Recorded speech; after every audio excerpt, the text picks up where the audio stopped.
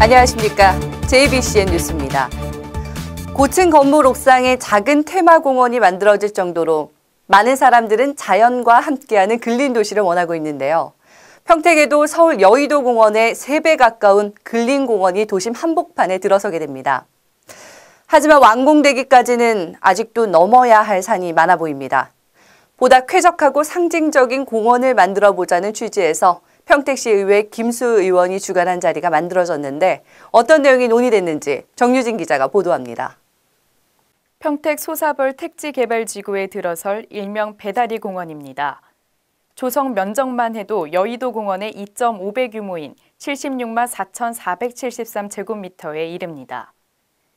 여기엔 생태하천과 수변데크, 어린이 공원 등이 들어서게 됩니다. 하지만 사업은 순조롭게 진행되지 못했습니다. 사업 조성과 관련해 평택시는 LH공사 측과 무려 4년 넘게 이 씨름만 반복해온 겁니다.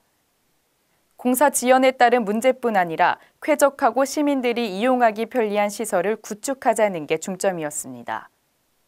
평택의 상징물로 자리 잡을 수 있는 대규모 공원 조성을 8년 전에 설계한 시설물을 그대로 반영한다는 것은 현실적으로 맞지 않는다는 겁니다.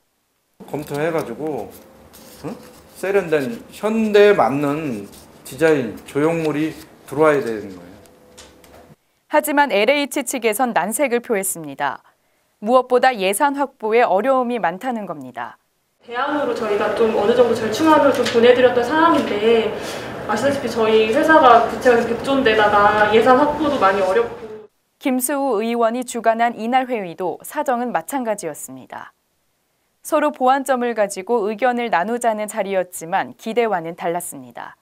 벤치 몇 개, 그냥 쉼터 몇 개, 그런 형태에서 그냥 하면 되지 않느냐, 이런 행태를 보이기 때문에 저희 시민의 하나로 너무 또 불만족스럽고.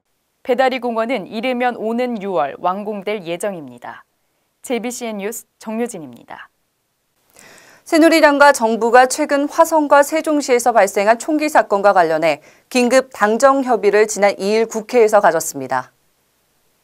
이 자리에 참석한 원유철 새누리당 정책위 의장과 의원들은 현행 총기 안전관리 강화를 위한 대책이 시급하다고 지적하고 정부의 대책 마련을 촉구했습니다. 이날 회의에선 총기 소지여가 강화 방안과 총기 및 실탄 관리 방안, 총기 사고 현장 위기 대응 능력 등 크게 3가지 안이 중점 논의됐습니다. 원유철 정책위의장은 모든 총기류와 실탄 관리를 경찰이 직접 관리하도록 할 것과 다시는 총기 사고가 재발되지 않도록 다음 달에 열릴 임시국회에서 입법을 통한 제도화를 추진하고 당 차원에서 대책을 마련할 거라고 말했습니다. 경기 평택시가 팽성장애인 주간보호센터에서 발생한 1급 지적장애인 과잉 대응 사건과 관련해 재발 방지를 위한 대책을 마련하겠다고 3일 공식 표명했습니다. 시는 이번 사고를 계기로 민간 전문가와 합동으로 설문조사, 면담 등을 통해 인권 침해 사례에 대한 전수조사를 벌인다는 방침입니다. 또 장애인 인권보호에 대한 투명성 확보를 위해 현재 미설치된 장애인 주간보호센터 5곳에 대해 다음 달까지 CCTV 설치를 완료하기로 했습니다. 이용시설 서비스 향상과 종사자의 열악한 근무 환경에 대해서도 체계적으로 개선하고 무엇보다 장애인의 특성을 고려한 대응 매뉴얼도 구체적으로 마련한다는 계획입니다. 평택시가 뒤늦게라도 장애인 보호센터에 대한 대책을 내놨다는 건 그나마 다행스러운 일입니다. 보다 현실적이고 실현 가능한 대책이 마련되길 기대해 봅니다. 뉴스 마치겠습니다. 고맙습니다.